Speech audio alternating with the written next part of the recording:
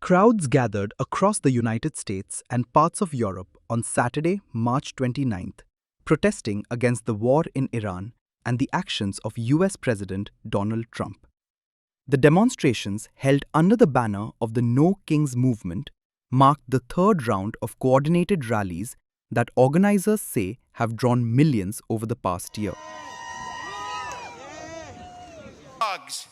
To do damage to Minnesota, it was you, Minnesota, who stood up for your neighbors, who stood up for decency, who stood up for kindness.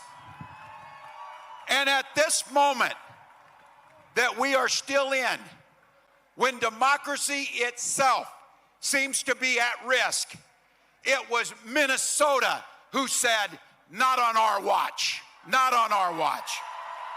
Minnesota emerged as the focal point of the protests, with thousands assembling at the state capitol in St. Paul. People stood shoulder to shoulder across the lawn and nearby streets, many holding signs and flags. Organizers had designated Minnesota as the flagship event for this round of protests.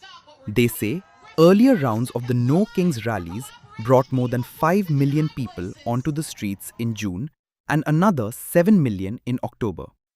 This time, more than 3,200 events were planned across all 50 US states, along with demonstrations in several cities abroad. The movement itself began last year on June 14th, coinciding with Mr. Trump's birthday, and has steadily expanded since then. In St. Paul, protesters voiced strong opposition to a range of issues. These included the war in Iran, immigration enforcement policies, and what they described as the rollback of transgender rights. At a time when the American people are politically divided, there is one issue that is bringing us together. Conservatives, moderates, and progressives are speaking out in unison: end this war.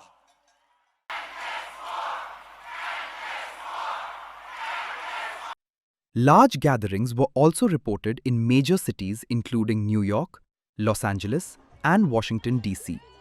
In the US Capitol, hundreds marched past the Lincoln Memorial towards the National Mall.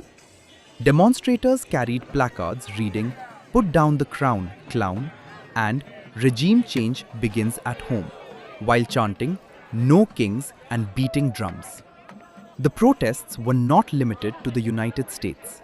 In Rome, thousands marched through the streets, criticizing Italian Prime Minister Giorgia Meloni and her government's policies.